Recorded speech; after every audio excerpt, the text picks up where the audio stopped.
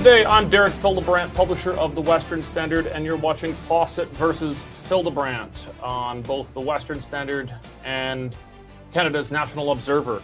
I'm joined, I guess this is only our second episode, but I guess I'll say as usual, by Canada's National Observer lead columnist, Max Fawcett. How are you? I'm well, Derek. Thanks for, we made it through the first episode. We are on to number 2, so we survived. It's good. And the first one I think was a little less disagreement than we had actually hoped, unfortunately. Get a build towards it, so we'll get there today. I don't think we're going to have that problem today. Today we're going to be debating the question, should Alberta use wind and solar projects favored by Ottawa as bargaining chips for oil and gas projects favored by Alberta?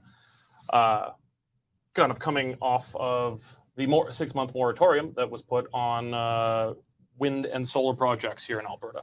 But to get started, why don't you introduce our guest? Sure, we have a perfect guest. I just learned not a few minutes ago that Donna Kennedy-Glans here used to negotiate these sorts of, perhaps not these government agreements, but she had a long career in the oil and gas industry before she was elected as an MLA in 2012, served for 3 years in the legislature. She was Alberta's first Associate Minister of Renewable Electricity.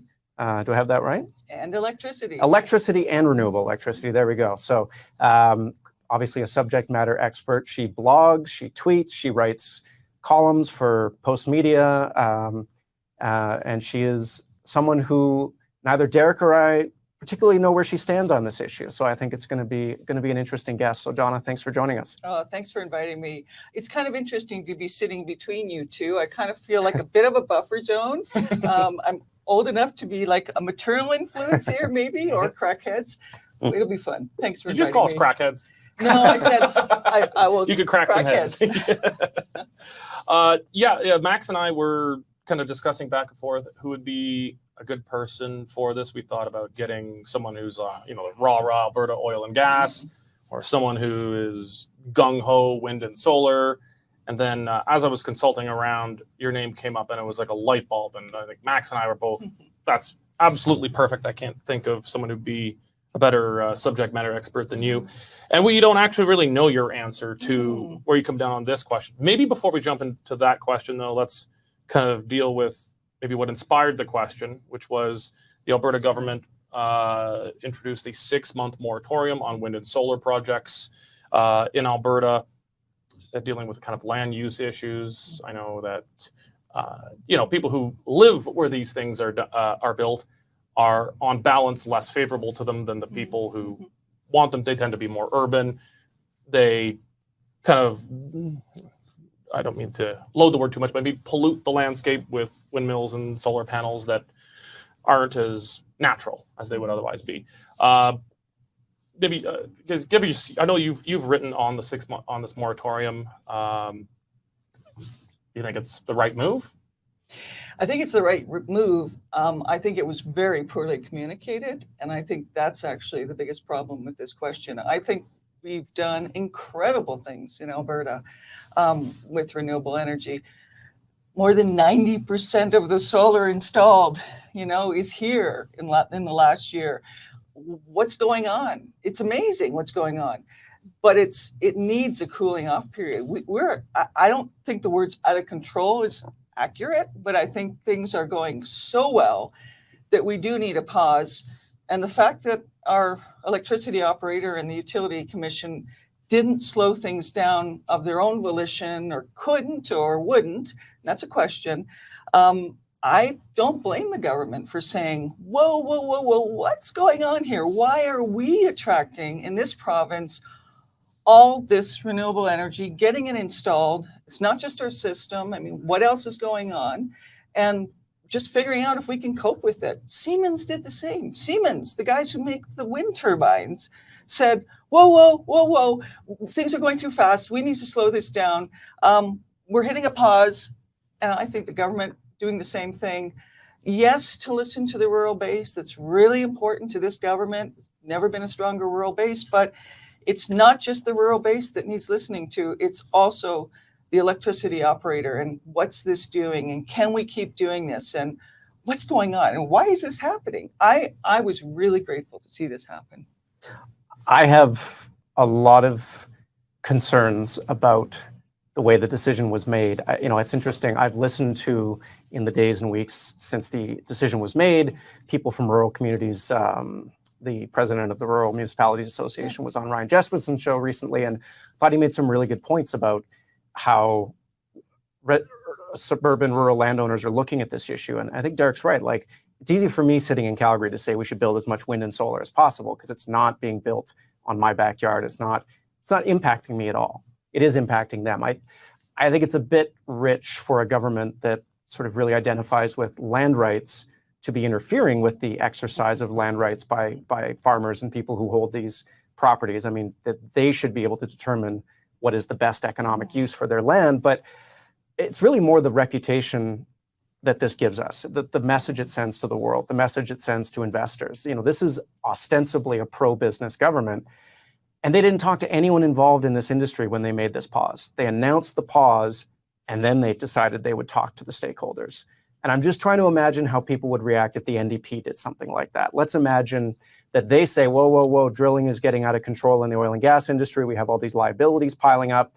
6-month pause, and now we're going to go talk to Suncor and CNRL. People would lose their minds. This is a sort of an overtly anti-business decision by a government that is ostensibly pro-business. And that's the part I can't wrap my head around, is why didn't they talk to these companies, these entrepreneurs, and these landowners before they made this big move? I'm a lawyer by training. It kind of creeps up on me sometimes. It's a bit of a challenge if you put it out there and say to the world, hey, we're going to do this. What does that precipitate? It precipitates lawsuits. It precipitates a whole bunch. It's a rush. We've already got, if you go to the AUC, the Alberta Utilities Commission website, you can see the list of applications. There are so many applications there. I think the stats are that if all of those projects were approved, we'd have 200% of the renewable energy we've already got. It's astounding, the interest. Mm-hmm. So from a commercial perspective, I don't think the province, legitimately, I don't think the province is saying, oh my gosh, we're going to scare everybody away, because clearly that's not happening. I agree that it felt like it came from nowhere, but how would you do this? Like, it would be all of a sudden, we're going to have a pause on renewable energy 9 months from now.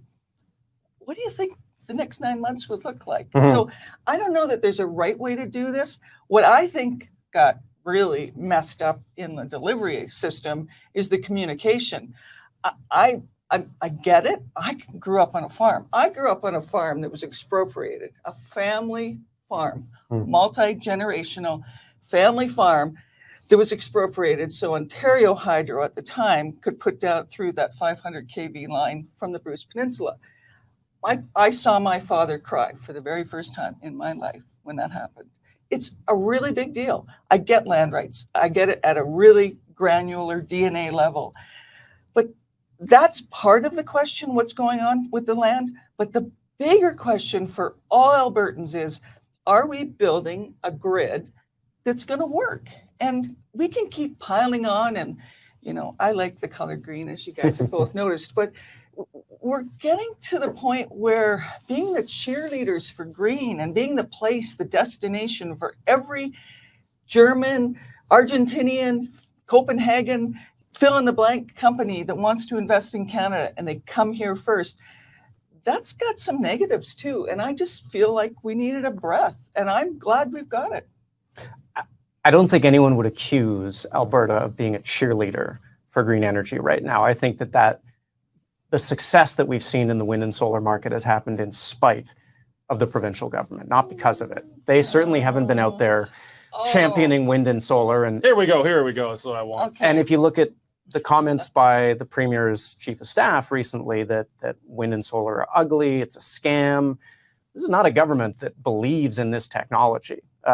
This is a government that I think is overtly hostile to this technology. Oh, wait a minute. I was the first minister responsible for renewable energy in the whole country. Donna, I was. I know you are, but the progressive conservative that was the government. Redford government, which was I That think was it the when- Smith government would say is quite different from the Redford. They would. government. I don't think. They I think You Danielle think? Smith would say she is not Alison Redford. Okay, and we're all okay with that. Yes. I'm not debating that. Let's not go back and Yeah. redo that history. But the idea that we are opposed to green in Alberta is false. That's a false narrative. I've got 3 kids who are in their 30s. I've got grandchildren. Do you think that somebody urban like me doesn't want green? Of course I want green. We all want green. I'm really practical. I'm a farmer's daughter. I want this to work. And right now, what I see when I look at how the operating system works, I'm afraid it might not keep working. And I just think it's not very smart to spend my grandchildren's money to build a system that may not work for us. We're smart enough. We've got enough money in this province. We've got enough clarity. Let's build this right. Like, there aren't any master plans that we're following, frankly. Ontario is not the model to follow. Where else are we going to look to see how to do this? I think it's worth pausing and getting this right. But I think, not to agree with Max, Oh, but to give a little bit of credence. You two are picking on me. Yeah, we're going after you now.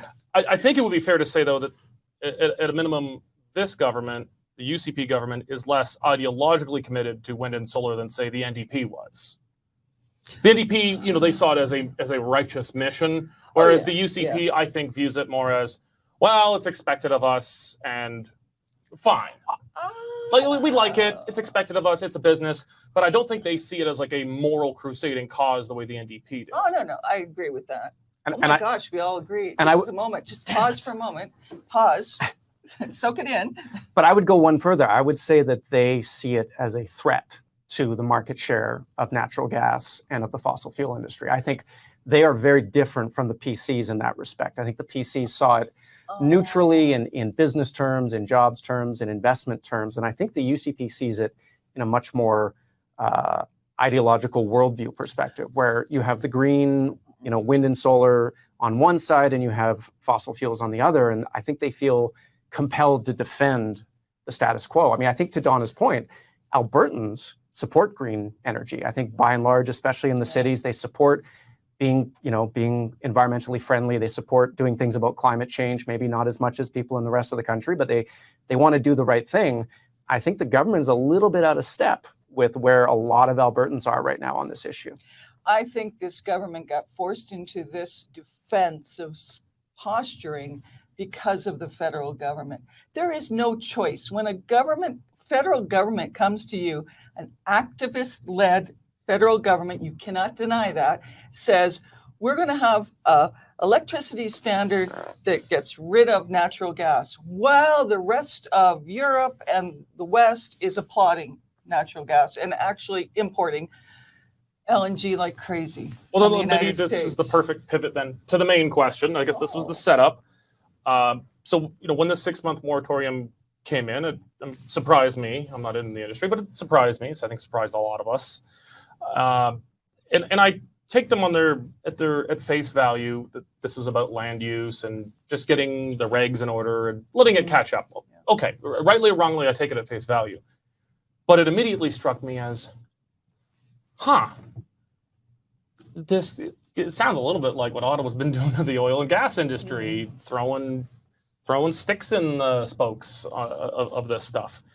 And, Ottawa is able to, through hook or crook, able to intervene in, at the very least, the expansion or continuation of the fossil fuel industry, taking oil and gas projects favored by Alberta and taking them as hostages and often shooting the hostage. And then this 6-month moratorium on wind and solar kind of dawned on me that, hey, there's hostages we can take. I don't have a problem with wind and solar, but I know Ottawa really likes them. Those are projects that Ottawa wants to see go forward. Maybe we should take them as hostages, and we can give ourselves some leverage to, when we're talking with Ottawa, to say, okay, nice solar farm you got there. Shame if anything were to happen to it. Why don't you give us the tech frontier mine back? So your thought on the question: should Alberta use these wind and solar projects as a bargaining chip or hostage, if you will, to to give it leverage in negotiating with Ottawa on, say, the West Coast tanker ban, the No More Pipelines bill, quashing of specific projects like Tech Frontier? Well, my first reaction, Derek, to the word hostage, kind of It's a strong word. It ruffles my feathers. It's a strong because word. I worked in countries where people were taken hostage, so it's a real. Let's say real bargaining meaning. chip, but Yeah, bargaining chip's a little more palatable. Mhm. It kind of tones the rhetoric down just a Mhm. little bit. So my first reaction was, no. This is, technically this is a really, you've got to do this logically. How much renewable energy can we absorb? How do we integrate it? Is natural gas something that's, evil? We're hyping up the ideology and the language, and that's not useful. So my first reaction was, no, let's get back to what's practical. But my second reaction after I thought about it was, we could talk practical and facts forever, and we've tried. I'm like that. I like numbers. I like crunchy stuff. But most people, we're not talking that way anymore. People don't care about facts. They care about the narrative. And I was also thinking about Peter Lougheed. Peter Lougheed was this calm, kind of unruffled guy, probably would not have used the word hostage. My word, not yours, yeah. But, he did do that. Turned off the taps. He turned off the taps. He went to the extent of finding a natural gas field in southern Alberta, created a company to work it up, and then said to the feds, you want that? Great, deal with me, or else we'll turn it off. So I don't think it's out of character for this province to get its dander up and to say, enough. There are things within our jurisdiction, and I think that's actually, under all this pile of noise and stuff, I think the essential question is, who gets to make this kind of decision? And frankly, in my gut, it's the province that gets to make this decision, and it really rankles me that the feds are trying to tell us in moral terms. And also, I've got farmer friends who live in these communities where there are lots of wind turbines and solar fields. They're getting calls. They're getting called out on Facebook for being, are you dinosaurs? I just wrote a book last year called Teaching the Dinosaur to Dance. I'm asking these guys to kind of engage, work backward. You can't put up with this stuff. You shouldn't be taking it on the chin, but they are. So there's a part of me that says yes to what you're saying, but there's also a part of me that's saying, turning up the rhetoric and just screaming at each other and pulling our hair out some more. I don't know. Watching national news is really hard right now for me. I see this as, I'll let you 1 second, but just to your last point there, the reason I thought of this is this came as an idea is because all we have so far is rhetoric. We're, the West Coast tanker ban, No More Pipelines Act, Tech Frontier. All we've been able to do is, the premier can hold a press conference. They sit at the lectern with an Alberta Canadian flag and they wave their finger at Ottawa. We get angry. Right. Maybe they write a little missive and send it to the Prime Minister's office where a staffer reads it and disposes of it. This is a way of actually squeezing them where it hurts. I'm conflicted. And I don't like that a country should ever have to come to this. I think it's crazy. Yeah, I do too. But I'll throw it back to you. I think the Peter Lougheed comparison is really apt and very telling, because in that situation, you had Peter Lougheed, you had Pierre Trudeau, both top of their game people. And, he brought something to the table that was leverage, and Trudeau responded.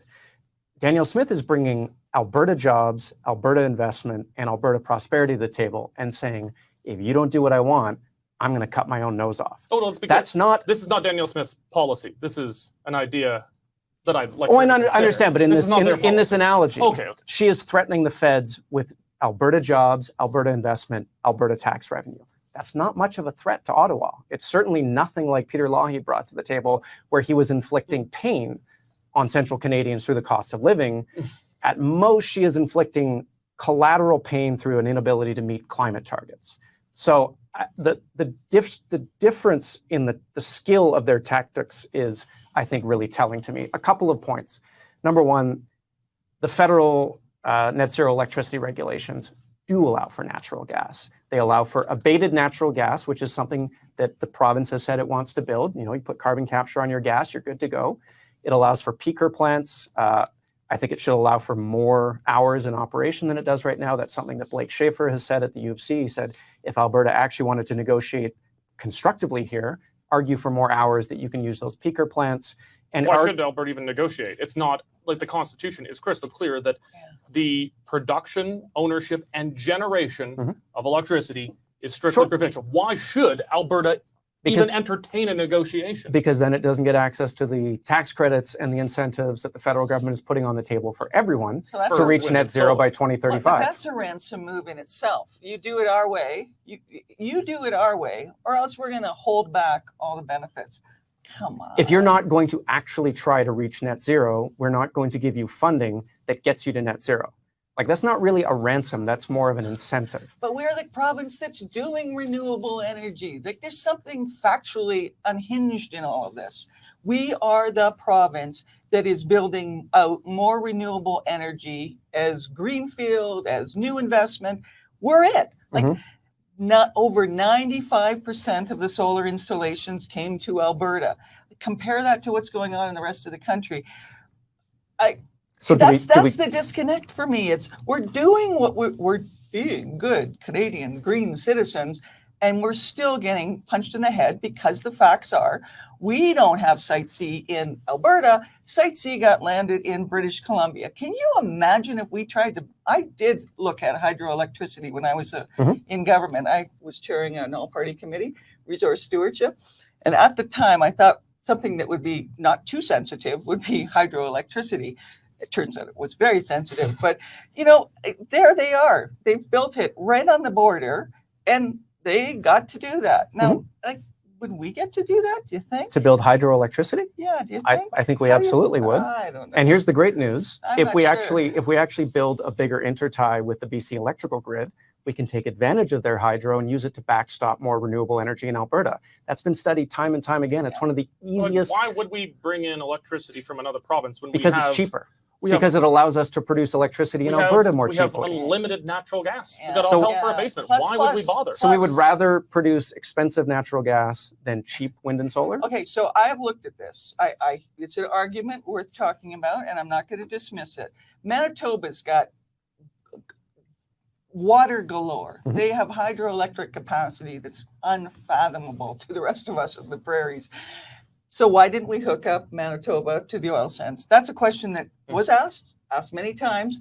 And until you get better tech on those wires, it dissipates. The electricity dissipates as it comes, farther and farther it goes. They're learning that in the States right now. So it didn't work out. The economics didn't work out at the time that it was reviewed. It may change. Site C, BC says it needs electricity. Ontario and natural gas. Right now they're saying we just need it for peaker plants. And I look at this really closely. I'm so nerding out on electricity at times. It's kind of embarrassing. But we could tell you do. Yeah, I know, but who cares? It's okay. I liked green before I got that.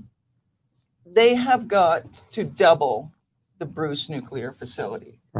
They've got to bring on stream some nuclear facilities. They're not going to be able to shut them down. They've got a 10-year gap that they can't close unless they use natural gas. That's their reality. So it's fine for them to say, we're going to negotiate. We can live with peaker plants. We can live with just, we're going to be doing brownfield and no greenfield. And we're going to be doing carbon capture. Yes, and emissions credit. The reality is that possible? I think it's not.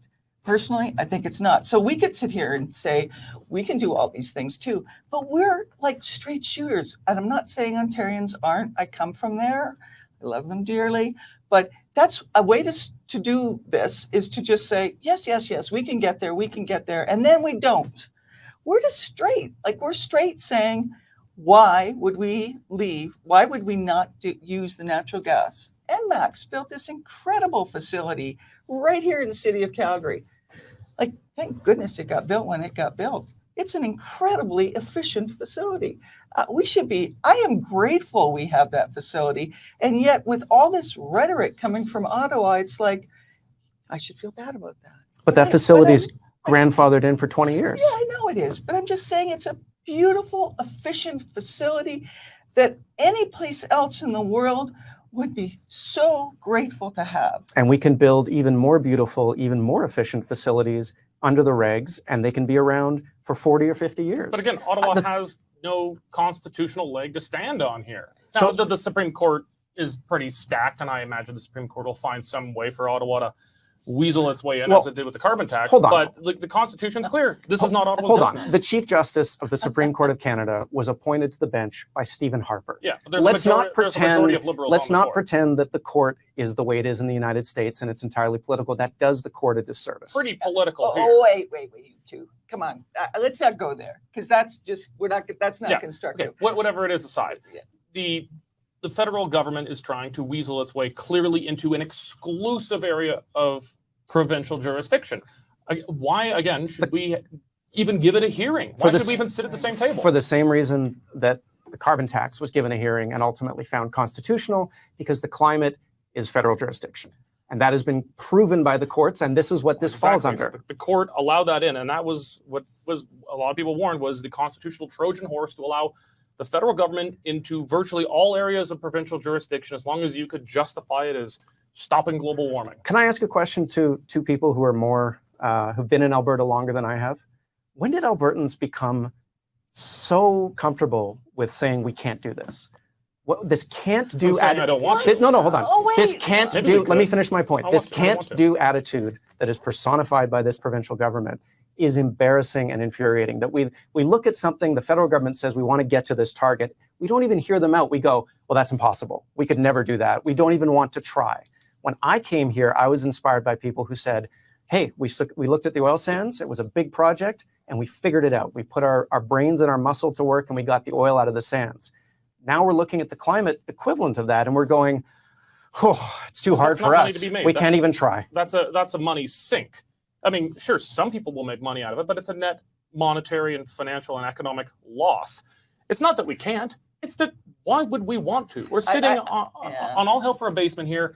Why would we not want to use it? We're like the only place in the world that is sitting on energy reserves like this and says, maybe we just should leave it in the ground. No one's saying this except for us. So I think it's not that we can't do, it's that we're saying, why the hell would we want to? I actually think you're manipulating the narrative. That's a harsh statement, and I don't mean it personally, but Okay. I think the fact that we have created this kind of success of renewable energy in this province, we've almost been, and don't quote me on this, but we've almost been over successful. We've been more successful than we expected, and that's why we have to slow things down. I think we've done way more renewable energy than anybody anticipated in the time frame. The question as to why that is, I think, is a really relevant question, and everybody attributes it to this market. We've got, you can come in as a generator and bid, but that's not the only reason. I wrote a whole chapter about this in this book that I published last year, Teaching the Dinosaur to Dance. I sat in on the AVO wind turbine application, Buffalo Wind Farm down in Lomond. I listened to the whole thing, and it was really frustrating. It's the biggest wind farm in Canada. The time that the application was being made, 83 wind turbines, higher, taller, wider in breadth than the Calgary Tower. Incredible build. They flipped it, which is what they do. I mean, I get that. I've been in business a long time. They flipped it. A German company flipped it to a Copenhagen company to operate. The value chain on that investment is 95% out of this country. And the reason, when you dig down, the reason why they're doing it is because they're going to produce renewable energy. They're going to sell turbines, which is smart business. I've been working abroad for decades. And the third reason, and it's really significant, everybody says, oh, this is too complicated, but people are way smarter than we give them credit for. This is not too complicated. They get the emission credits if they generate the electricity. I went to the market surveillance administrator. Nobody knows who that is, but they exist. They exist in Alberta to watch what's going on with the market. There are people who do this.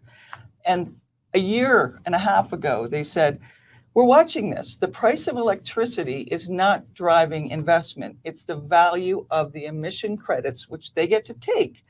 Under the NDP government, before this government in Alberta, that the value of the emission credit stayed with the government, it stayed with the people.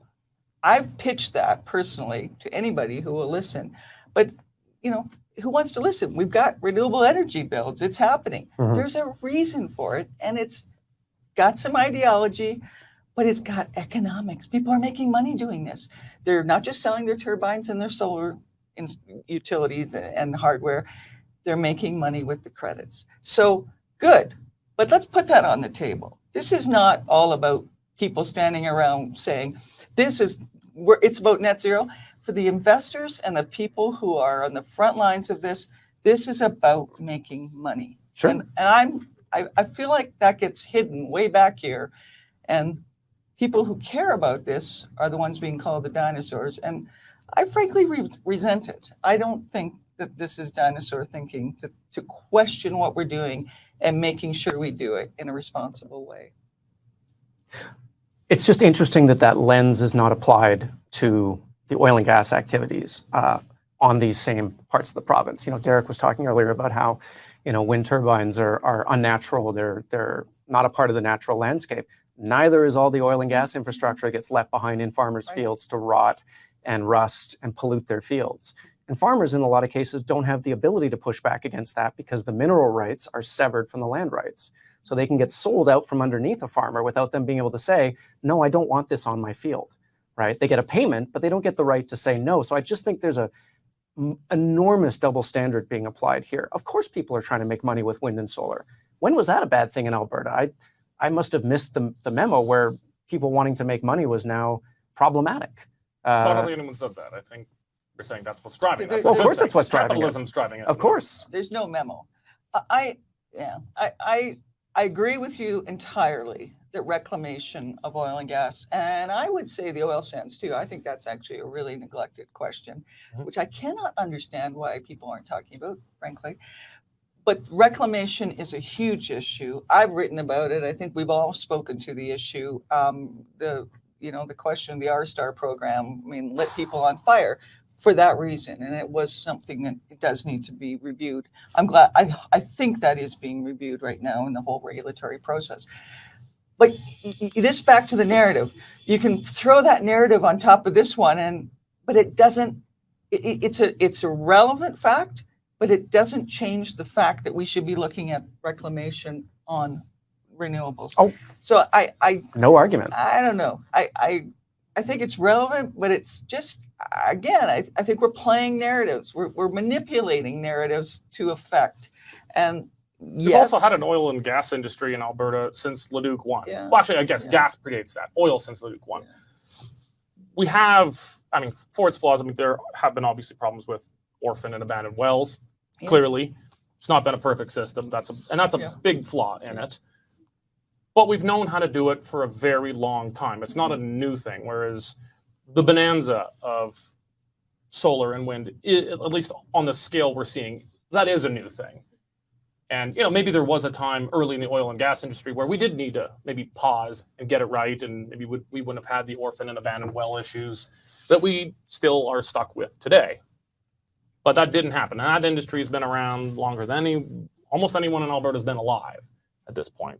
So I just think it's interesting that all the bonanzas that I've been around in this province for oil and gas, no one ever put their hand up and said we should stop. We should slow down. Oh, no, in government. Okay, when? No one in government. Not in the Alberta government. 2011. Okay, Peter Lougheed did. Peter Lougheed did, absolutely. Peter Yeah. Lougheed said, I actually got him on record with this. I remember the story. Yeah, he said actually, after he left office, he was a statesman at the time. We have got to slow down the oil sands. We're going too fast, and we ignored him. Not everybody in this province ignored him, but a lot of people did. And I think, God bless you, but I think he's right. I think he was right to say that. I thought of that immediately when I saw this. The problem again is the communication. I mean, it was just kind of like a blurt from the government without any context. And I think everybody took the story. And I mean, I got really frustrated watching national news for the next week. In fact, I got to tell you this, it's a little bit personal, but I was in the hospital having breast cancer surgery the day that announcement was made. And I did not know that announcement was going to be made. And they do give you drugs. So I was probably on drugs when I left the hospital, feeling okay. And I read that announcement and I immediately reacted. In fact, I wrote an article the next few days, but I was off. Showing us you were I was already on off drugs. drugs by then. Oh, okay. But it mattered that much because our reputation got really tarnished by the announcement and by, it was just like it was a trigger and everybody knew it was going to be a trigger. So back to your hostage thing.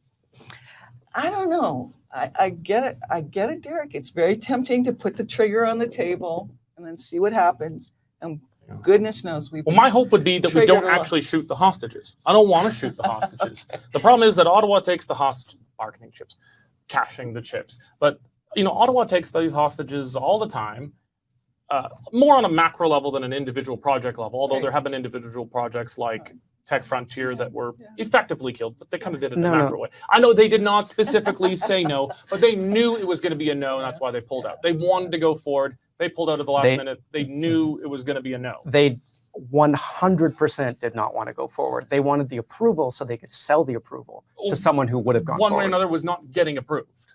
It was not getting approved, and someone could have then done it. Either way, but you know, there's the West Coast tanker ban, all this stuff. Okay. Either way, Ottawa takes the hostages and they shoot them. My hope would be if we did this that we're not actually shooting the hostages. I don't want to stop wind and solar as long as it's being done right and responsibly. The object isn't to kill it. The object is to gain leverage so that Ottawa we're squeezing them where it hurts, and so that they're forced to let up on some of this so that we could continue with oil and gas projects that they're a little less keen to see happen. The problem with it is that it might have worked 20 years ago, 30 years ago, because politics wasn't quite the theater that it is today. I don't know that today, if we did that, if that was even the strategy, that it wouldn't just devolve into something that was spectacle. I don't know if people would actually believe it. And I mean that. Like, I just think we're in a place where it's all theater and it's all acting. And so, you know, people would just go, oh, yeah, there's another thing. When Peter Lougheed said that, I'm sure people sucked in their breath and went, oh, my goodness, like, whoa. I know I reacted like that when he said something about the oil sands pause.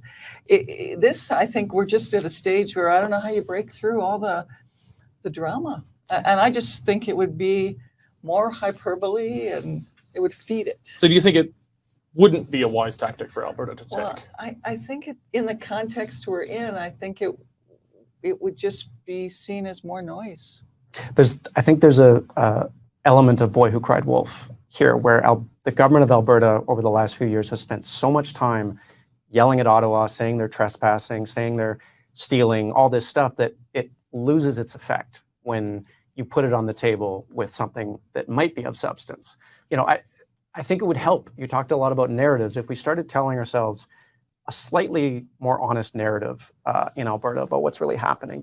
The federal government is not shooting hostages, Derek. It has spent, I have to get this out for the viewers. I know they won't believe me, but I need. The West Coast tanker ban was not. The West Coast tanker ban had no impact on LNG, and there was no oil project getting through that part of BC, as I was telling people back in 2011. If you knew anyone in BC, whatever it was actually called around the C-69. C-69, the legislation under which Cedar LNG was just approved and actually fast-tracked. The environmental approval was fast-tracked, where the federal environmental assessment was dovetailed with the provincial one in BC. The system works. We're not going to see any major stuff like TransCanada. We could spend a lot of time on that. We could. I'm not just going to accept that statement. No, but that's fine. But let me at least get in a few more things here around the federal government's approach. It has been inconsistent. It has been unpopular here. They clearly care more about climate change than the government in Alberta has for quite some time. But I don't understand how you can say they're killing the industry when they have record production, record profits.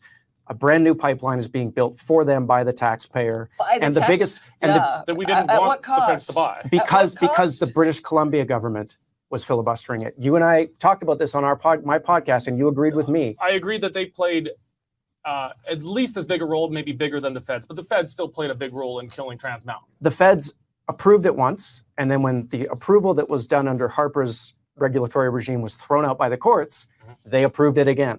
So this narrative that we have that the federal government was primarily wants to like destroy the oil and gas industry, it is just not real. What is real is that the market is changing before our eyes, and if we don't adapt to that, we are going to be the ones who pay the price. Bloomberg came out the other day with a report that said by 2040, under current policies, no new climate commitments, 20 million barrels a day of oil demand will be wiped off the market. What are we going to do to prepare for that? That's not Ottawa that's doing that. It's not Trudeau that's doing that. It is the economy. It is the world.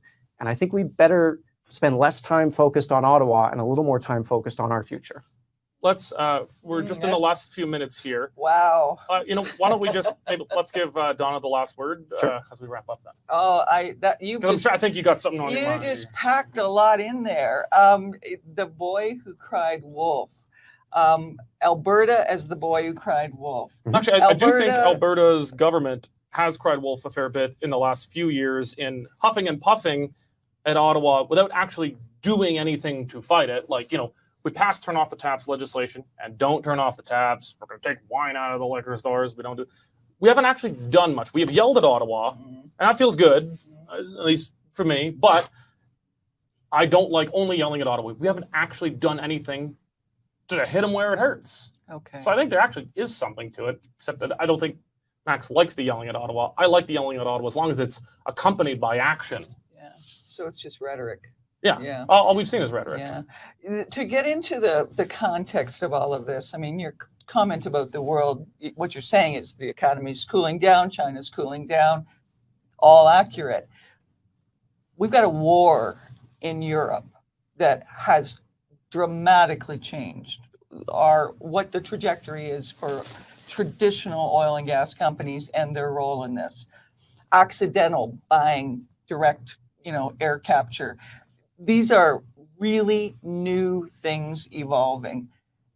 We haven't even talked about the U.S. and the incentives to do renewables and the incentives to transition. It's, if we didn't have companies being able to pick up the the emission credits here, they would have gone to the States last year. So how long can we stay competitive? I don't know the answer to that. The other big hole for us is we don't produce turbines and we don't produce the solar components. Why don't we? The fact that, and we didn't allude to this, that our Minister Schultz is in Germany, which is fantastic, looking at a new geothermal technology that's originated in Canada, but it's being built in Germany. Why is that being built in Germany? I wonder why. Absolutely, we have to stay current with what's going on. But the fact that Alberta and the prairies have been producing oil and gas and have been an economic engine for this country for the last 25, 30 years is relevant. So I don't think we're clinging to the past like this. The market's really changed. You don't go to U of C to get a petroleum engineering degree anymore. It's changed. The world's changed. We're moving with it. But for us to keep on beating ourselves on the chest and saying, we're the dinosaurs, protect us, that's not what we're doing. We've got a really good thing going here with renewables. Great, we figured it out. We've got a system that allows it. Let's pause, figure out what's going on, make sure that we can sustain this, make sure we can continue to make this operable, and share what we know and build an economy based on that. I get the fighting, I get the public spectacle of all of this, but it really isn't helping any of us. And I think that both sides here are playing the same game, and it's a script that we've all gotten comfortable with and accepted. I don't accept it anymore. I'm sick of it. I'm really sick of it. And my kids don't watch that. They go on with their lives in renewable energy and oil and gas and other stuff here in Alberta. So it's meaningless. But I elected politicians to do something, and I expect them to do something. And when they see that regulatory bodies are saying we need to do something, I want them to act. All right. Well, Donna, thanks so much for joining us on, I don't know, the fight, whatever we call it. Did you call this the fight? No, Fawcett versus Fildebrandt. Oh, it's not like a cage fight or anything. No. Okay. No, we're gonna have to do one of those promotional fight promotion things, and We're building up to it, but I feel like part of the challenge here is I that think although we're at time. we're at time. Just a quick last thought then, maybe. No. I really appreciate Donna's contribution here. I thought it was a lot of fun. It was much more spirited. It was, I think it's a conversation that we should be having in this province, not the one around sort of, like you said, the narratives and the shadow boxing, but the reality of how do we solve these problems, right? Because there are problems that need to be solved. Great. All right. Well, I enjoyed it. Thank you very much. Thank you. Thank you, Donna, for being our guest. Thank all of you for joining us on Fawcett versus Fildebrandt today on whichever channel, podcast, video platform you're on with the Western Standard or the National Observer. Thank you for joining us today. Have a good weekend. Canadian Shooting Sports Association. Without the CSSA, our gun rights would have been taken long ago. These guys are on the front lines helping to draft smart and intelligent firearms regulations and legislation in Canada, and more importantly, educating the public about how we keep guns out of the hands of the wrong people. To become a member, it's absolutely worth every penny.